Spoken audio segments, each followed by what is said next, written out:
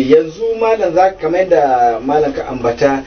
ba za a rasa wasu gidaje ko mu a nan gida Najeriya ba wanda za a ce akwai bayi zaunannu tsawon zamani ko kuma da hanyar da suke bi su samar da bayi tsakankanin su kuma su bayin nan sun yadda sun zauna su bayi din ne za a same su a gida na irin ku malamai za a kuma same su gidan sarakai akwai su ajiye haka mawadata suka isa su ma suna ajiyewa gwargwado to irin wannan yanzu malam wanda yake da su a ƙasa zaman halas suke koko a ko haramcin turawan duniya zai haramta halat ai sosai yawa shi ne zai da shi ne magana take kire yanzu idan misali shari'a Allah ta halatta abu idan turawan sun ce haramun ne to haramcin turawan duniya ya mai da haram halat ya mai da halal haram ba haramcin turawan duniya bane yau to wato Allah ya amfani da baturan duniya tunda ba ma jin Qur'ani ya ce mu yi ba ma ji ba ma jin sunna ta yi bayani da kwaɗai cewa an yi Allah kyale mu ya to zai samu dole mu yi wani lokaci in mutum fa ya fandare maimakon Allah ya mai shirya da annabawa da salihan mutane sai ka mai da shedani shine ai kissa wannan fa ba'atha Allahu ghuraban yab'athu fil ardi yurihu kayfa yuwari su'at akhi qabil da ya kashe habil ya kashe dan uwan shi sai Allah ga annabi Adam maimakon a mai wa'azin yanda zai binne ta hannun annabi domin wulakantacce ne sai Allah ya aiko mishi hankaka dan ya nuna mishi yanda ake Allah ya ga mana cikin Qur'ani mai yanta bayi Allah ya nuna mana cikin sunnoni mai yanta bayi muka ki sai Allah ya kuma na hankaka ya nuna mana yanda ake yi shine kuma zo mu ce ai ta hanyar shi ne Allah ya yanta bayan domin me duk lokacin da mutane sun ce sun yantu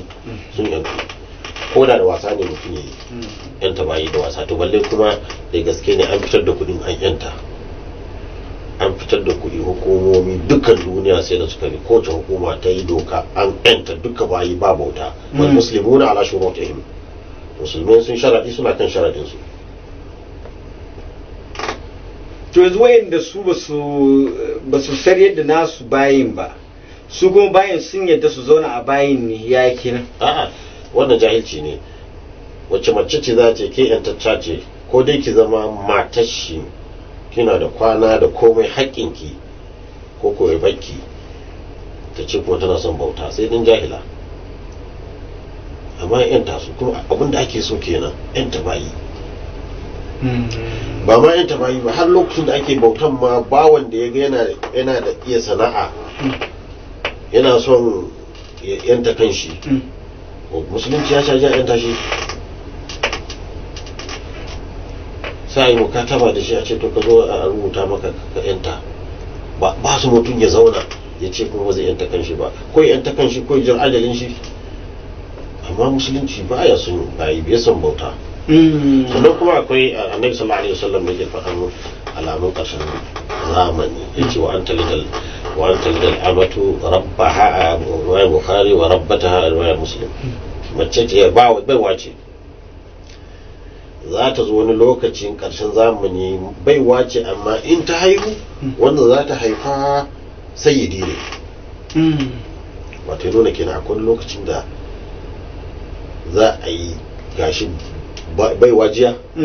amma yau in ta haihu wanda za ta haifa in ta ɗa ne shine wannan yakin da aka yi na abolition of slave trade alamun tashin kyama ne a ce duniya ba ai alamun tashin kyama